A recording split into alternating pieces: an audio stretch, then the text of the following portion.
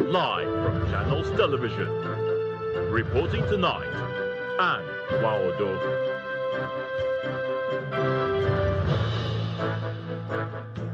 Hello and welcome. Tonight, Department of State Services arraigns 5 men before a federal high court in Abuja over their alleged involvement in the June 5, 2022 attack at the St. Francis Catholic Church in Owo, Ondo State. Passenger accused of assaulting airline officials aboard an Ibom Air flight from Uyo to Lagos, Comfort Emanson, charged the court, remanded in Kirikiri Correctional Center. Members of Nigerian Union of Pensioners representing various federal government agencies protest over unpaid entitlements, ask government to expedite action on the matter. And Polish Prime Minister Donald Tusk says the U.S. has pledged to consult its European partners before a meeting between Donald Trump and Vladimir Putin in Alaska. And on business, Nigerian Communications Commission sets new guidelines, bans former telecom regulators from joining operators until after 5 years. On sports news tonight, the Court of Arbitration for Sports rejects Crystal Palace's appeal over the demotion from the Europa League to the Conference League by UEFA.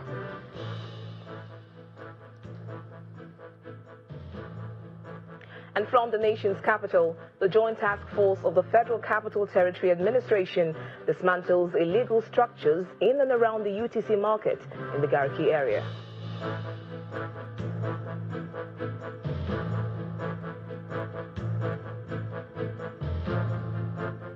In the last 24 hours, the passenger involved in a violent incident aboard an Ibom Air flight from Uyo to Lagos, Comfort Emanson, has been in the middle of the storm.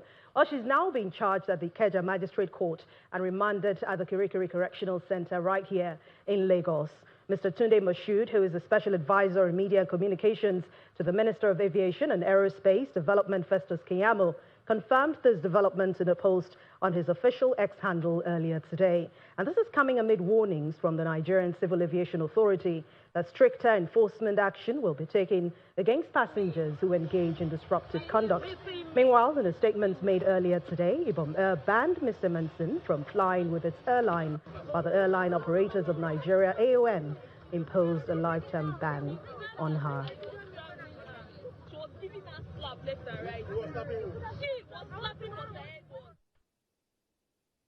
I'll bring you more on this story before the bulletin ends. Let's bring you now update on an incident in June 2022 that left many Nigerians devastated, an attack on St. Francis Catholic Church in Owo, Ondo State.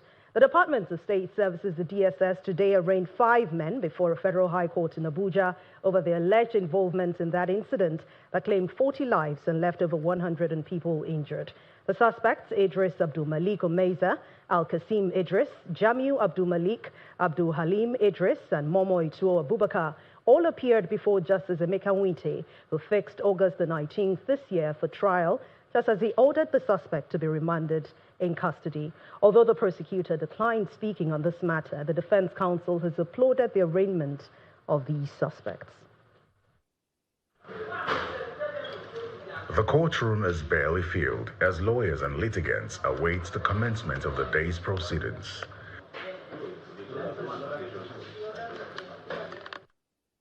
One after the other, 5 persons suspected to be responsible for the 2022 attack on the St. Francis Catholic Church in Owo, Ondo State, walk into the courtroom. The defendants are accused of being members of the Al-Shabaab terrorist group with a cell in Kogi State. They are also alleged to have carried out the attack in furtherance of their religious ideology.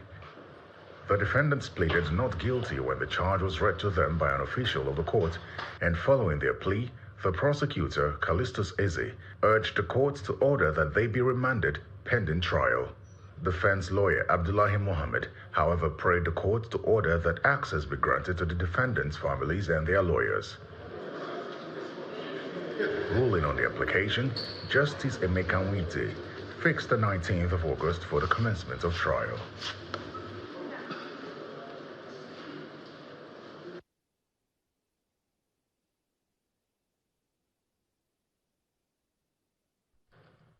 3 persons were today shot dead by suspected herdsmen while working on their farm in the Yelwata area in Benue State, and 3 others are currently in critical condition.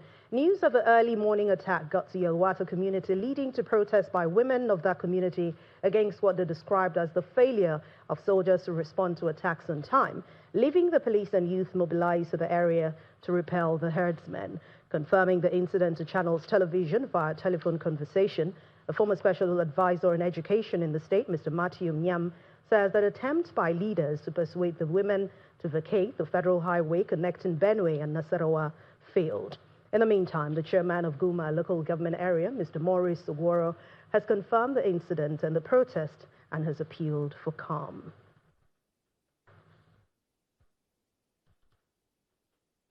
Troops of the Nigerian Army 6th Division have dismantled 14 illegal refining sites, arrested over 71 suspects, and seized more than 33,000 liters of stolen petroleum products in operations across the Niger Delta region. And this was disclosed in a statement signed by the Acting Deputy Director, 6th Division, Army Public Relations, Lieutenant Colonel Danjuma Jonah Danjuma.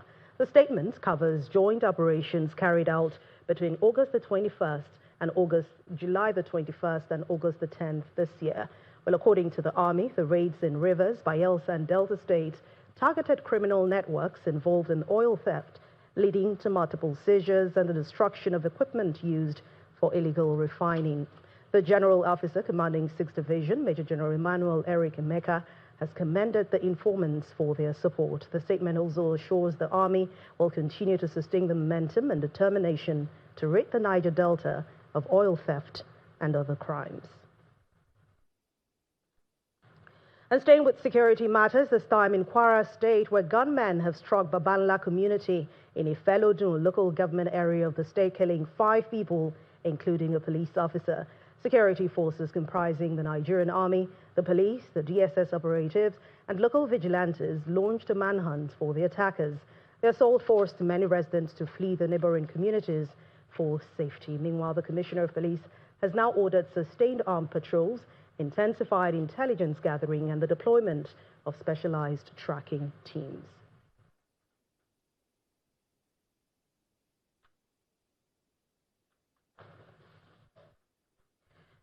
The Nigeria Immigration Service in Lagos has taken custody of 143 foreign nationals who recently completed prison sentences for cyberterrorism and other cyber crimes. The group, made up of 97 Chinese, 40 Filipinos, and 6 others from various countries, was received at the Zonal Command. Following an order from Comptroller General Kemi Nandap, these 6 offenders or ex-offenders will be properly profiled and repatriated to their home countries, reinforcing the service's strict stance against crime and irregular migration.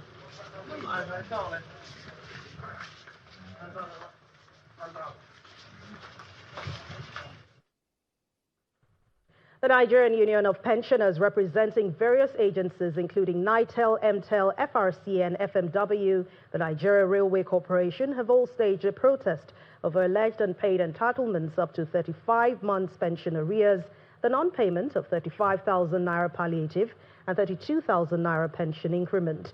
The pensioners are calling on the federal government to give a specific time for the payment. Our correspondent Chris Illems reports. It's an unsightly scene playing out at the Tafawa Balewa Square area of Lagos Island.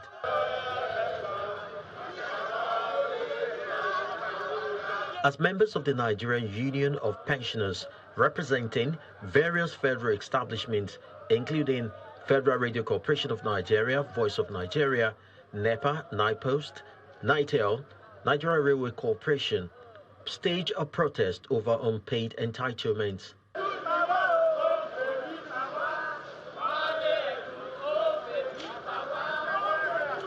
These should ordinarily be relaxing and enjoying their retirement. But here they are on the street again with tales of neglect. I don't have money. I can't eat well.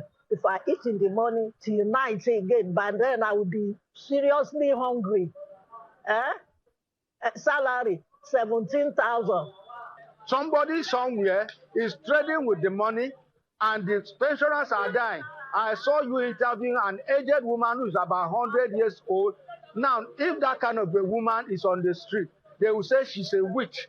It is the present government that make old people to look like witches. We are not witches. The leadership of the coalition of the federal pensioners blamed the Minister of Finance and the Pension Transitional Arrangements Directorate, PTAD, for all the anomalies in their paychecks, including unpaid entitlement of up to 35 months for some of their members. On September 2023, we don't know why that PTAD slashed our money under pretense that they are doing a back-end computation. Some of us, they send almost 50,000, 100,000 for our monthly pension. Up to now, we are kind of like they are promised everyone they will return it, although they are not returning it. For now, they say the 32,000 naira increment by the federal government has to be implemented immediately. I once heard the finance minister talk about payment and making a proviso saying it will be subject to availability of funds. And whatever is left, only whatever is left, then that's when pensioners will be given their own. That's not acceptable. An attempt to get the response of PTAD in the Lagos office didn't sail through, as we are referred to the Abuja office. They should pay us our money. That's how the money do.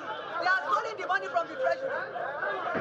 It's quite unfortunate that for some of these retirees who are in their 70s going to 80s, life is no longer as interesting as it should be, simply because our entitlement as low as 32,000 naira minimum wage hasn't been paid, and they can't meet demands on them or responsibilities on them. And they say they would continue to agitate until government meets their demands. From Lagos Island, Chris Alems, Channels Television News.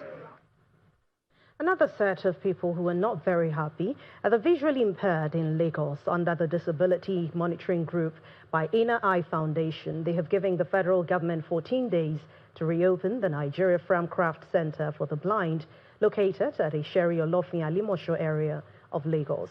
The group, who chose the protest at Airport Road, says the vocational training school owned by the federal government was shut about 1 year ago, with students asked to return home and no news alternative for learning since then.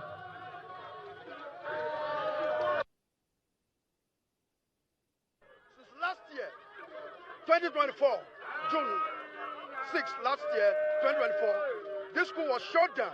Even when blind trainees were in the school, they shut the school down, asked everybody to go home.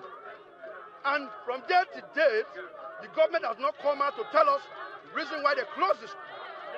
And we say we are not happy. There are blind people, blind trainees. The school is to rehabilitate blind adults from the age of 18 to 60. I myself, that I'm talking here today, I'm a product of that school. I went to that school 1999/2000. I'm a product. Whatever I am today, that school made me where I am today. That school brought me all the way from Delta State. I did 1 year program in that school. That school has produced over 1 million successful blind men and women in this country, contributing to the economy of this country. Because I'm contributing to the economy of the country, other blind people are contributing to the economy of this country. So we're asking the federal government to open back this school so that blind people can go back to school to learn. Because I'm telling them that if they think it's easy to be blind, then they close their eye for just 5 minutes. They will understand what blindness is all about. Blind people that want to go to school, you shut the school down on them. So we're asking the president, Senate President, the Speaker of House of Representatives to please look into this matter for the school to be reopened, because we are giving the federal government 14 days to reopen the school. If not, all the old blind in Nigeria will come aside. In part two, after the break, Minister of Foreign Affairs Ambassador Yusuf Tugar asks Nigerians in the diaspora to change the narrative of the country, especially on the issue of religious persecution. Please join us again.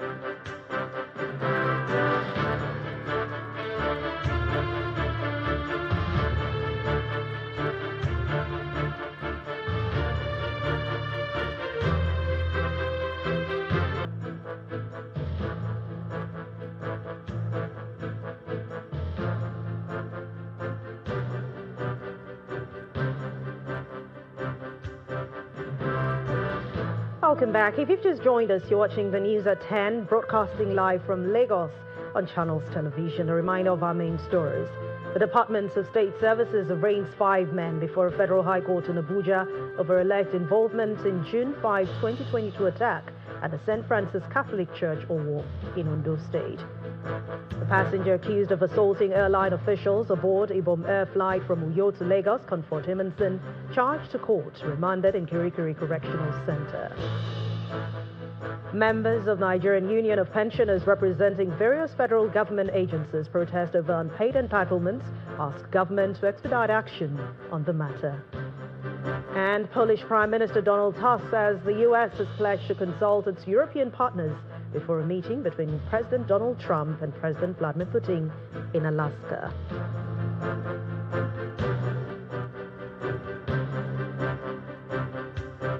The Minister of Foreign Affairs, Ambassador Yusuf Tugar, is asking the Nigerians and diaspora to change the narrative of the country, especially on the issue of religious persecution. Speaking at a first court visit to the management, with the management of NIDCOM in Abuja, Mr. Tugar says that there needs to be better understanding for Nigerians besides the negative stories of religious killings. He also recognized the significance of the commission in the delivery of the ministry's performance bond, and the president noted that the president remains committed to the development of the nation's foreign policies.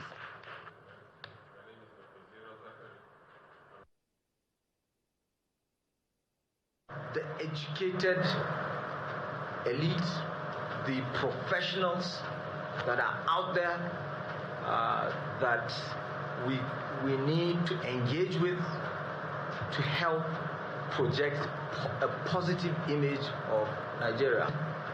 That engagement, because not everybody out there is that way inclined, or even some of them that are used to come up with these reports are only doing so because they don't have first-hand information. You know, with back home, they've been out there for a long time and they're detached. So that's very important. And then, of course, also to give them the necessary support they require. The consular services, the passport on time, all of these things. It's their entitlement. They're Nigerians. They're out there and they deserve that support.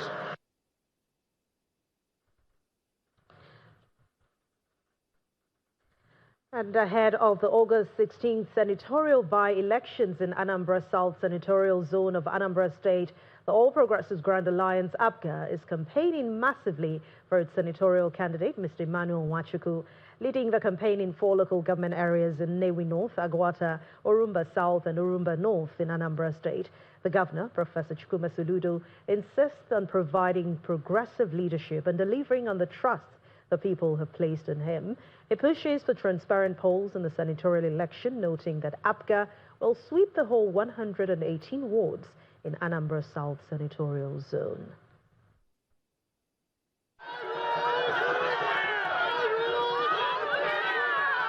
The governor of Anambra State, Professor Chukwuma Soludo, alongside his deputy, Dr. Onyekachukwu Ibezim, the Anambra South Senatorial candidate, Mr. Emmanuel Nwachukwu, and other members of the campaign team are received by hundreds of party members and supporters at the Nkwo-Nnewi Triangle, Nnewi North local government area, with singing and dancing.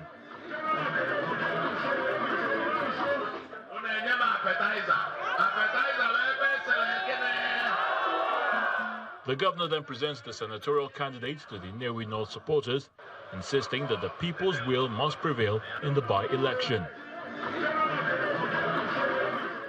The votes will be counted and every vote will count. That is democracy.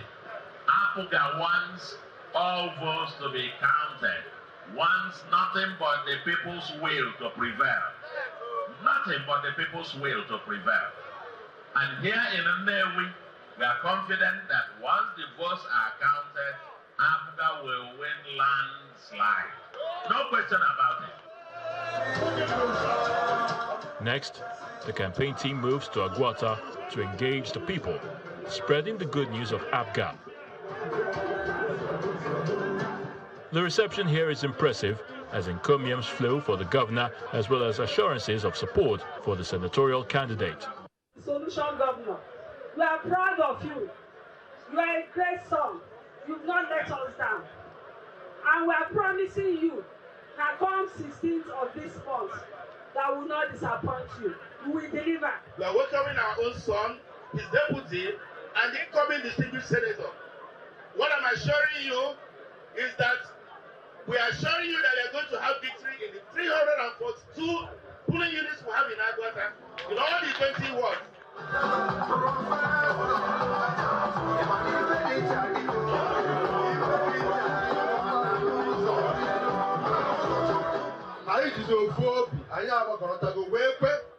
We are here in one accord and agree that Onodugo will represent us in Abuja. The alignment that will exist between the APGA governor, APGA senator, APGA House of Reps, APGA House of Assembly, and APGA everybody, you have seen that the alignment will be so much. So I beg all of you to come out en masse.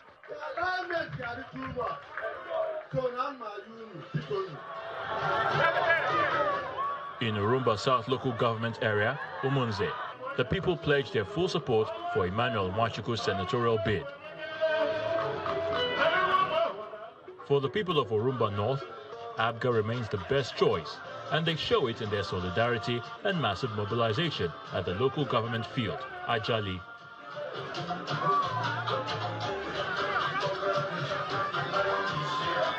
They say they have benefited immensely from Governor Soludo's administration, and it's time to pay back now in the by-election, and next, the governorship.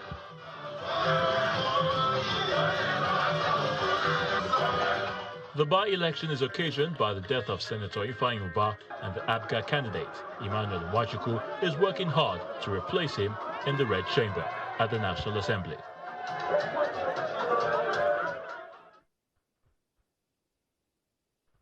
We'll continue the news at 10 now as we head over to Abuja studios, where Victoria Longton is standing by to bring us more stories. Hello, Victoria. Thank you, Anne.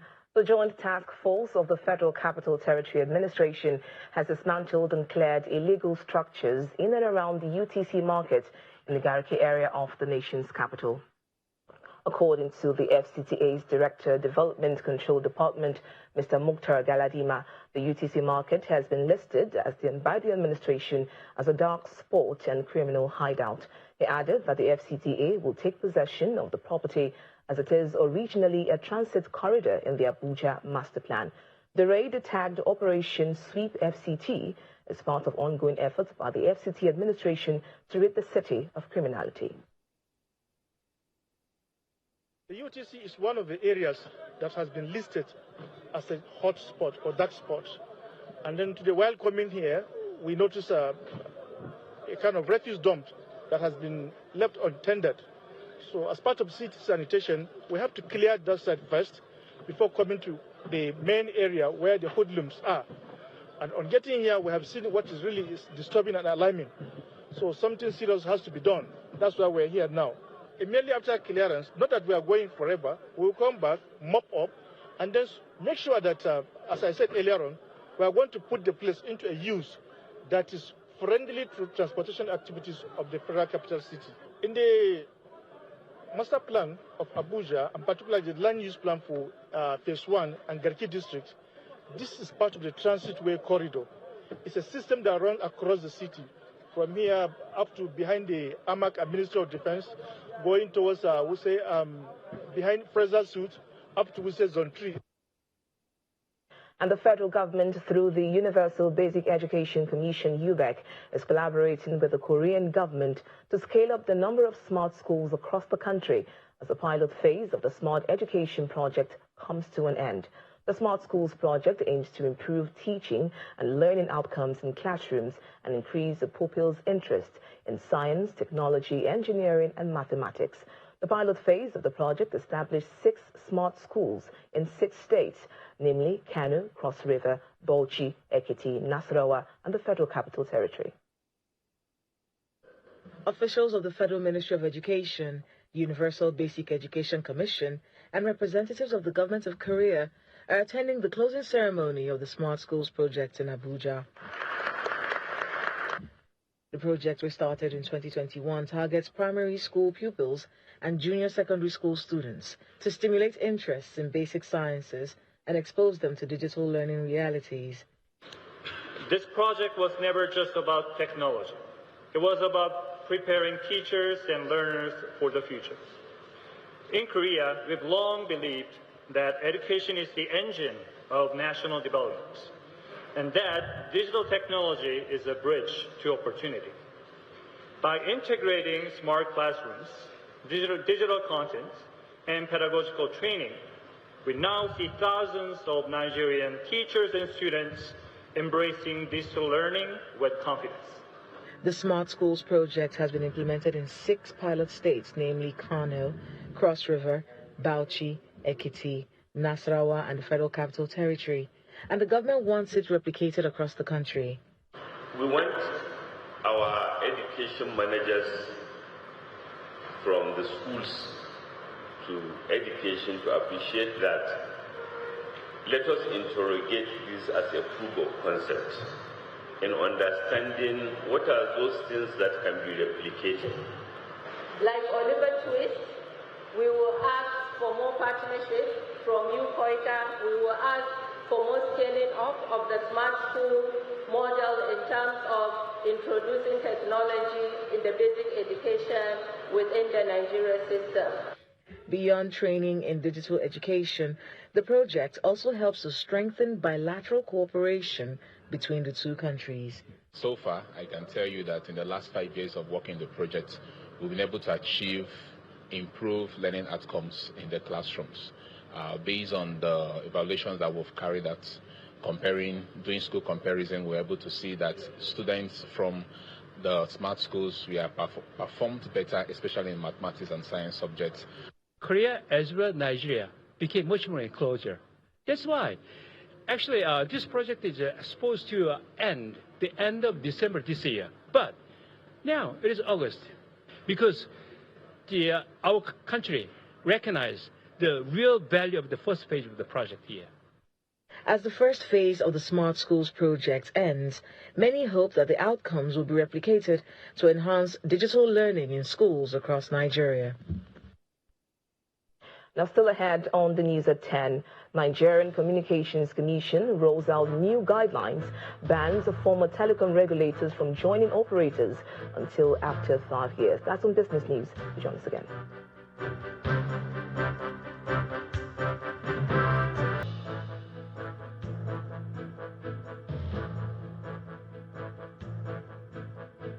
Welcome back to the news at 10.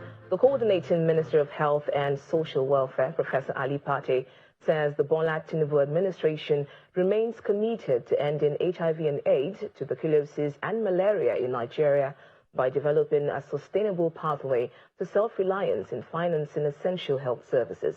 Speaking at the HIV and AIDS, tuberculosis and malaria generated workshop in Abuja, the minister stressed that for over 2 decades, Nigeria has relied heavily on the generosity of international partners. He noted that while these contributions have been invaluable in combating diseases and strengthening the health system, recent cuts in donor funding have underscored the urgent need to reinforce country-led systems and take full program ownership. He commended the leadership of key health agencies, technical working groups, and cross-institutional teams who have worked tirelessly to develop strategies in response to the changing funding landscape. This is a pivotal moment in our health sector's journey.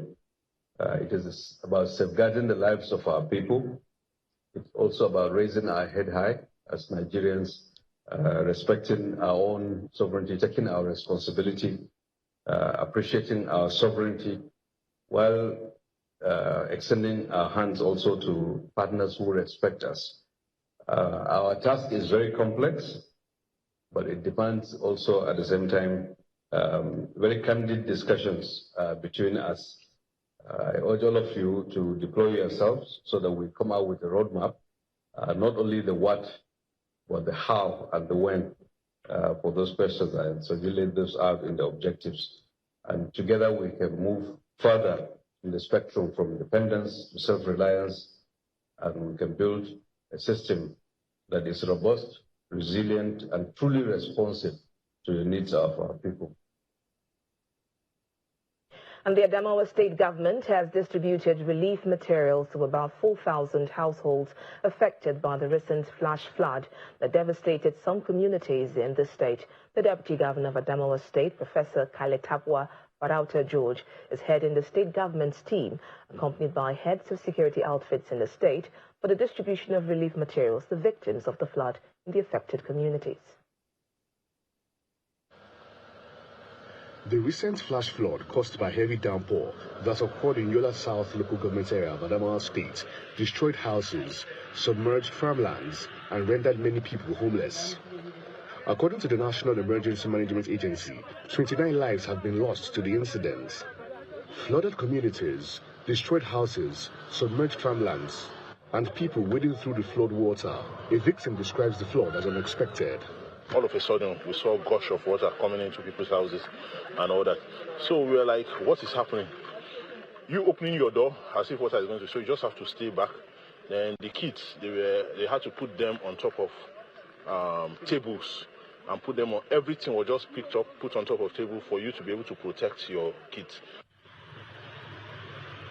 In fulfillment of the state government's pledge to provide succor, the Deputy Governor of Adamawa State, accompanied by the Secretary to the State Government and some heads of security outfits in the state, are visiting various centers for the distribution and to ensure that the exercise is hitch-free.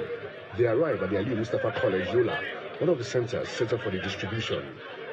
The Permanent Secretary at Adamawa State Emergency Management Agency explains the mode of distribution.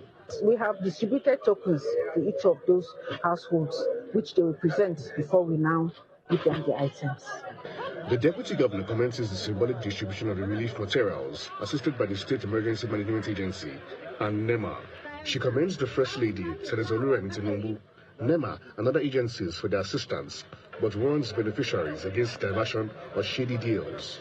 We had to bring all our items together to ensure that at least in one basket, you have different items, as you can see. Usually what you find is that when you share relief materials, you find people that come around and hang around the people to collect those items and give them peanuts. We just told them in the local dialect to ensure that the items given are taken back for family use, because people will be ready to buy off all the bags of this rice and take to the market. We just gave a word of warning as a government. We know the rice, the bags of rice we are giving. We know the bags of maize we are giving. And if we find a bag of such items in the market, the person that we find it in his shop and the person who sold to him, government will deal with such people. Some of the beneficiaries appreciate the government for the intervention. For now, we can use it for our immediate needs, because most of us others are handicapped. We don't even have what to eat today, talk less of tomorrow, because the foodstuff we have stored in the house, the water have all destroyed it. So we are very grateful for the effort made by the government to come to our aid. Will help me. For my house now, I have 9 children. I think this rice will help us a lot, and the maize will help us a lot. So we really thank God. The items are distributed simultaneously at the 4 centers comprising Ahmadu Ibadu College, Lamido Zubairu College, Ali Mustafa College, and Digital Center, all in Yola South local government area of Adamawa State. And that's it from the nation's capital. It's now back to Anne for the rest of the news at 10. Thank you, Victoria. Back here in Lagos, in a bold and future-forward move, Nine Mobile has announced the formal commencement of its transition to a new corporate and consumer identity T2 at the unveiling of the new brand identity in the state. The Chief Executive Officer, Bafemi Baniwe, says the rebrand represents a total evolution and a symbol of the company's renewed commitment to innovation, resilience, and a deepened focus on customer experience. Nigeria's telecoms industry set to experience a new and upgraded service delivery as T2, formerly known as Nine Mobile, brings industry players, regulators and management to witness the dawn of a new era. The Chief Executive Officer, Emerging Markets Telecommunication Services Limited, says this move is a strategic push for speed, market positioning and tech-driven service delivery. We are redesigning our business to become leaner, to become faster, to become smarter. We are becoming a digital operator. And by that, I'm talking about an operator that is data-driven, that is cloud-native, that is API-ready for those who speak my tech language, and a business that is also very agile. The telecoms company says this strategic brand migration marks a pivotal chapter in the company's business transformation, just as the chairman, EMTS, Thomas Etu, assures subscribers of a whole new experience. Welcome to a new beginning with us. This is indeed the dawn of a daylight and the start of the manifestation of our bold vision for a telecommunication brand that will have relevance in your daily life beyond call and data. In his goodwill message, the Minister for Communication and Digital Economy disclosed that with the sector contributing over 16% of the country's gross domestic product, the federal government is committed to driving its sustainability. This is why we are leading an investment round to democratize access through Project Bridge, the 90,000 kilometers wholesale open access network.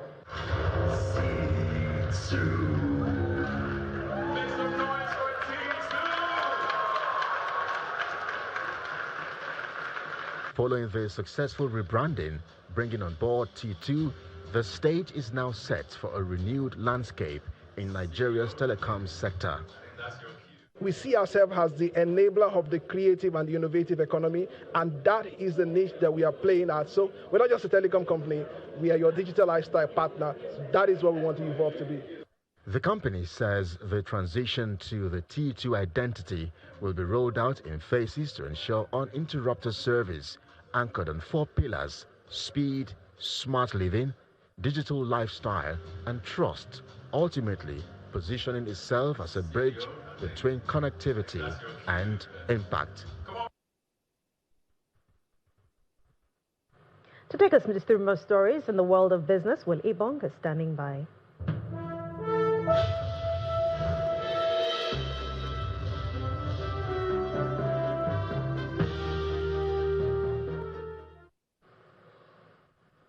Thank you, Anne. The Nigerian Communications Commission has rolled out new corporate governance rules banning its top officials from joining telecom companies they regulate until 5 years after leaving office, while directors face a 3-year wait.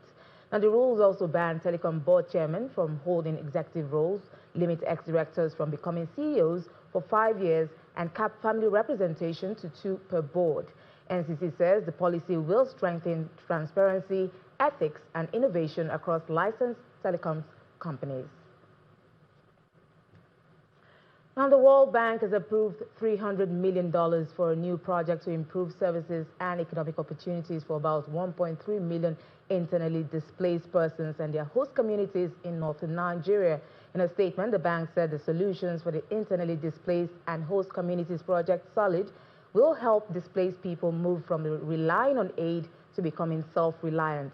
The program will focus on building climate-resilient infrastructure, creating jobs, and promoting social cohesion. And from there, we head to the stock market, which is off to a good start as it opens the week positive.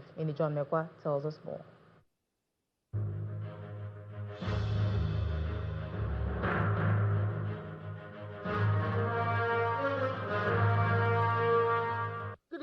everyone. Welcome to the Stock Market Report.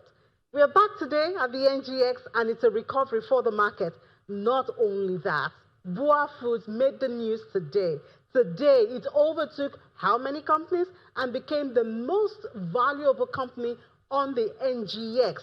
It's now valued at 10.34 trillion naira, and it gained over 10 naira today to close at 588 naira. Congratulations to investors on Boa Foods, but others also contributed. So let's look at the sectors and see those who have contributed to this return to the green color that we have. Banking has recovered. You know, even intraday banking was in the negative, but Access Co buying interest has brought that to 0.51. Consumer goods also looking really good.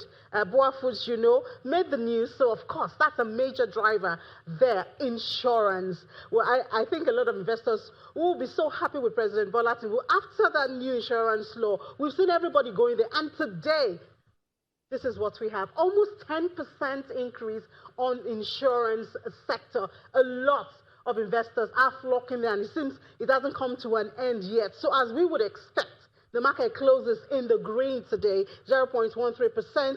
We lost the 146,000 level that we regained at intraday, but we're still doing good with the market cap at 92.337 trillion naira, and to the victory of the bull.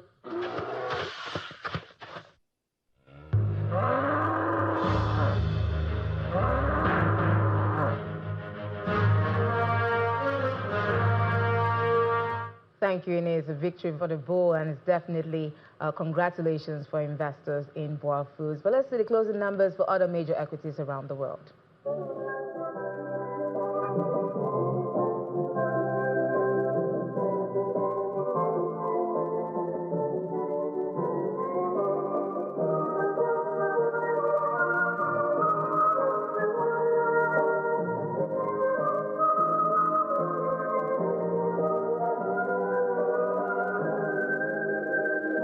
And that's business news. Is back to Anne for more on the news at 10.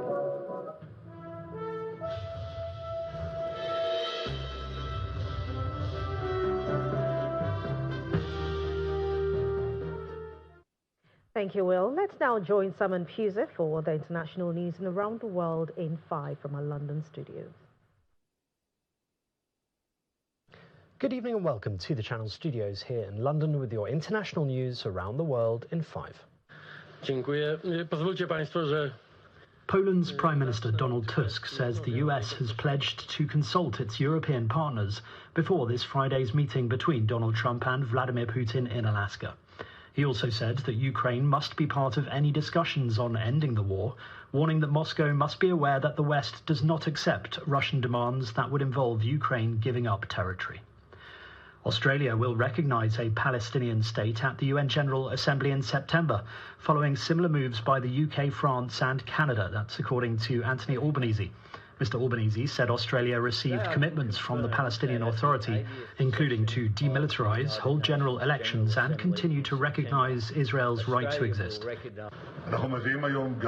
Israel, under increasing pressure to end the war in Gaza, has said recognising a Palestinian state rewards terrorism.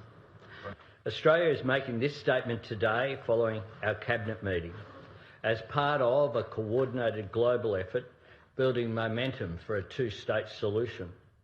Over the past fortnight, I have discussed this with Prime Minister Starmer, President Macron, Prime Minister Luxon and Prime Minister Ishaba, as well as Prime Minister Netanyahu last Thursday and President Abbas last Tuesday. A two-state solution is humanity's best hope to break the cycle of violence in the Middle East and to bring an end to the conflict, suffering and starvation in Gaza. 5 Al Jazeera journalists have been killed in an Israeli strike near Gaza City's Al-Shifa hospital. Anas al-Sharif, another correspondent, and cameraman Ibrahim Zahir and Mohammed Nufal were in a tent for journalists at the hospital's main gate when it was targeted. A fortnight ago, it condemned the Israeli Defense Forces for what it called a campaign of incitement against its reporters in Gaza, including al-Sharif. Shortly after the strike, the IDF confirmed that it had struck Anas al-Sharif, posting on Telegram that he had served as the head of a terrorist cell in Hamas. The IDF did not mention any of the other journalists who were killed. A 6.1 magnitude earthquake has struck northwest Turkey, killing at least one person and causing more than a dozen buildings to collapse.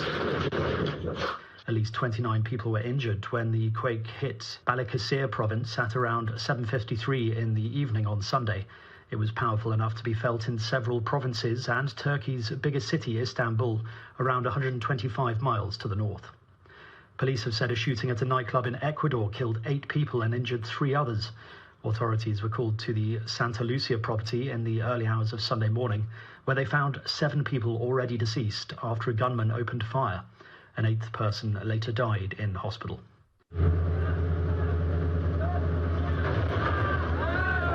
The Chinese warship has ploughed into its own Coast Guard vessel, while the latter was chasing a Philippine vessel in the South China Sea. Philippine Coast Guard officials were distributing aid to fishermen in the disputed seas when the Chinese Coast Guard performed a risky maneuver which inflicted substantial damage on the Chinese warship's forward deck. That's according to the Philippine Coast Guard. This is Philippine Coast Guard vessel. China confirmed that a confrontation took place and accused the Philippines of forcibly intruding into Chinese waters, but did not mention the collision. The South China Sea is at the center of a territorial dispute between China, the Philippines, and other countries. A fireball over Georgia, a blaze of fire descending over the state. And a meteorite that crashed into a home in the United States is older than planet Earth, according to scientists. The object flew through the skies in broad daylight before exploding across the state of Georgia on the 26th of June. Researchers at the University of Georgia examined a fragment of the rock that pierced the roof of a home in the city of McDonough. They found that, based on the type of meteorite, it is expected to have formed 4.5 billion years ago, making it roughly 20 million years older than Earth. And that's your international news around the world in 5. Now back to the Channel Studios in Lagos.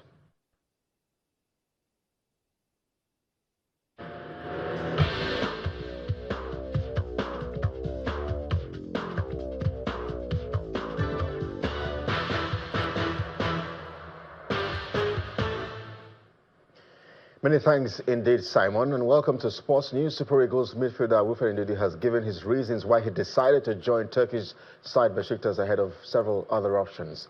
Ndidi signed a 3-year contract with the club with an option for an additional year. The 28-year-old promised to win trophies with the Istanbul Giants, a club who are rebuilding their squad with ambitions of competing for the league title and making an impact in Europe, seeing Ndidi as a key figure to bring leadership and defensive steel to their midfield.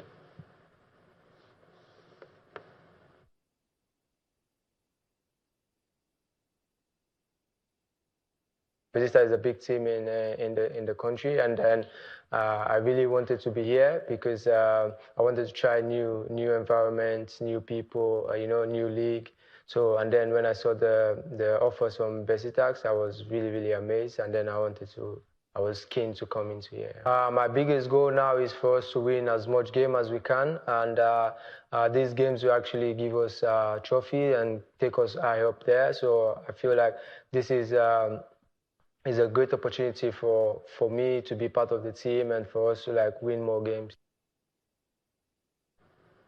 Super Eagles midfielder Wilfred Ndidi. Crystal Palace will play in the Conference League after the Court of Arbitration for Sports ruled UEFA's original decision to demote them from the Europa League will stand. Palace, who defeated Liverpool to win the Community Shield on Sunday, qualified for the Europa League by winning the English FA Cup in May. However, they were demoted to the Conference League by UEFA on July 11 after it determined that as of March 1st, American businessman John Textor had control or influence at both Crystal Palace and French club Olympique Lyon. Nottingham Forest will travel to Selhurst Park for Crystal Palace's first home league game on August 24, are expected to take Palace's place in the Europa League. Spain's women's national team have parted ways with head coach Montserrat Tomé and named Sonia Bermudez as her replacement. The Spanish Football Federation says Tomé's contract will not be renewed when it expires on August 31. She became Spain's first women head coach when she was appointed in September 2023, having acted as Jorge Vilda's assistant. The 43-year-old led the side to victory in the inaugural Women's Nations League in February 2024, but Spain finished runners-up in the Euros in July. And Bermudez had been head coach of the country's under-23 team until her promotion to the senior side. And that's sports. I'm Kelly Egiga. It's back to Anne.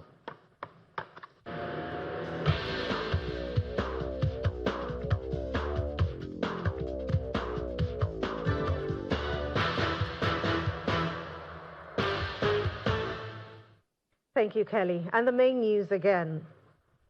The Department of State Services today arraigned 5 men before a federal high court in Abuja over alleged involvement in the June 5, 2022 attack at the St. Francis Catholic Church, Owo, in Ondo State.